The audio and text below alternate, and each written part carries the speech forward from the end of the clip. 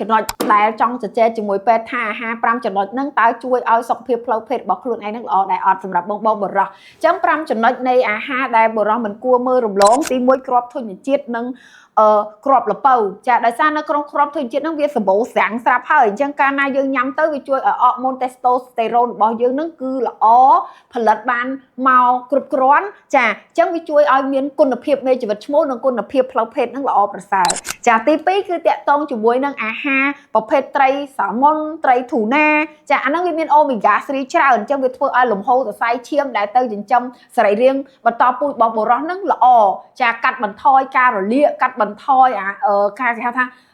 សរសៃឈាមដែលរួមទូចចារត់អត់បានល្អហើយចំណុចទី3នោះគឺផ្លែទទឹមអញ្ចឹងផ្លែទទឹមនេះជាប្រភេទផ្លែឈើមួយប្រភេទដែលវាមានសារធាតុអុកស៊ីតកម្មខ្ពស់គេហៅថាអង់ទីអុកស៊ីដង់ហ្នឹងវាជួយឲ្យមានបង្កើនចលនាឈាមរត់ល្អហើយក៏ជួយដោះស្រាយបញ្ហាដែលបងប្អូនមានថាសុំទោសដូចជាបញ្ហាលឹងដែលមិនឡើងរឹងល្អដោយសារសរសៃឈាមទៅចិញ្ចឹមអត់គ្រប់គ្រាន់ណាអញ្ចឹងទទឹមហ្នឹងអាចជួយបានចាចំណុចមួយទៀតគឺខ្ទឹមស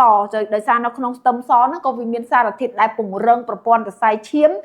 ក្នុងរាងកាយឬក៏សរសៃឈាមជុំវិញសរីរាង្គបន្តពូជរបស់បុរសដែរហើយចំណុចចុងក្រោយគឺបន្លែបៃតងអញ្ចឹងនៅក្នុងបន្លែបៃតងហ្នឹងគឺសម្បូរស្រាប់ហើយអាស៊ីតហ្វូលេកវីតាមីន E ដែលជាប្រភេទអង់ទីអុកស៊ីដង់អញ្ចឹងបន្លែបៃតងមិនពិបាករកទេដូចជាស្ពៃដូចជាផ្ទីដូចជា